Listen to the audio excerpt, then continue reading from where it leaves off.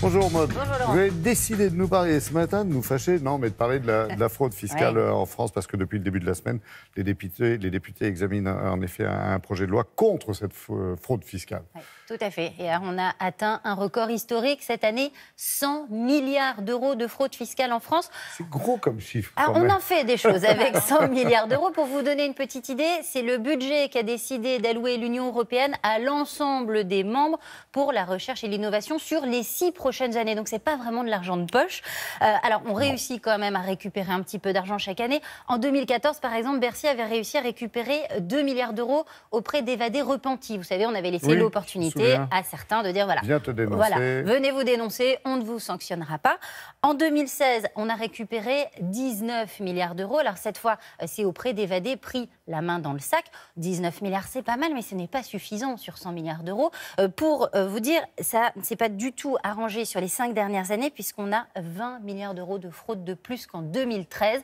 Donc, il faut évidemment faire quelque chose. Alors, pourquoi, comment ça peut s'expliquer cette augmentation? Eh bien, c'est parce que les dispositifs de contrôle ne sont pas suffisamment développés. Et surtout, on s'est rendu compte que le nombre de contrôleurs fiscaux avait sensiblement baissé. Depuis 2010, il y a 3000 contrôleurs fiscaux en moins.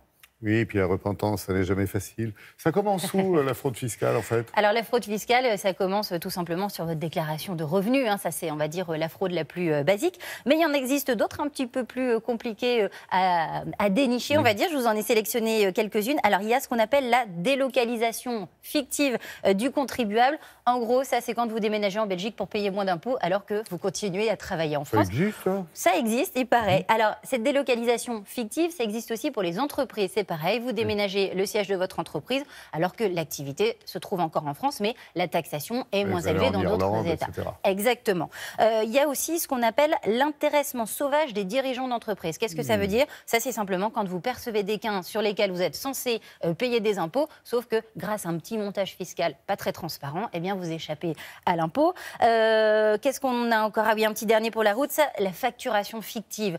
Ça, vous faites des factures, des vraies factures pour des frais réels, sauf que vous mettez des faux noms dessus. Voilà. Donc il y a beaucoup de fraudeurs, finalement. On risque beaucoup? Alors, sans surprise, déjà, les fraudeurs, c'est qui? Quand je dis on se comprend. Je ne veux pas savoir, Laurent, peut-être allez-vous vous confesser aujourd'hui, je ne sais pas. Alors, qui sont les gens qui fraudent? Évidemment, ce sont les particuliers les plus riches et les entreprises. Quand on ne gagne pas d'argent, on n'a pas besoin de frauder, évidemment. Les 3500 ménages les plus riches, aujourd'hui, concentrent 5 milliards de fraude fiscale, c'est pas mal. Et oui, alors, qu'est-ce qu'on risque quand on fraude? Pour les particuliers, on risque une majoration des impôts de 80%, ce qui est quand même pas mal. On peut avoir jusqu'à 2 millions d'euros d'amende. Et puis, si vous n'êtes pas encore dissuadé de tricher, ça peut aller jusqu'à 7 ans d'emprisonnement, donc ça rigole pas quand même. Si on renforce les règles aujourd'hui, c'est qu'il y a eu, un ras-le-bol suite à quelques scandales, non? Il y a eu une affaire qu'on connaît tous, évidemment, le scandale, l'affaire Cahuzac, notre ancien ministre de l'économie. Alors, depuis qu'il a été condamné, l'arsenal antifraude a été renforcé, notamment au niveau des échanges entre les services de l'État, les échanges de données, vous savez, pour savoir un peu qui triche ou pas. Mais comme je vous le disais, comme il y a eu pas mal de réduction de moyens dans l'administration, on n'arrive toujours pas à traquer une grande majorité des fraudeurs. Bon, tout ça va donc changer. Tout ça va changer. Il y a une proposition de loi en ce moment qui est discutée depuis le début de la semaine à l'Assemblée nationale. Il y a 9 mesures phares. Je ne veux pas toutes vous les lister, mais je vous en ai sélectionné quelques-unes. Déjà, donc, il y aura un meilleur échange de données entre les plateformes. Par exemple, vous louez votre appartement, ça vous fait un peu d'argent. Elles communiqueront à l'administration fiscale. Il y a aussi la création d'une police fiscale. Donc, il y aura 50 agents qui seront qui auront la possibilité de vous mettre sur écoute, de procéder à des perquisitions, etc. Une autre petite mesure, c'est le name and shame. Ça, c'est quand on va publier le nom des personnes qui trichent.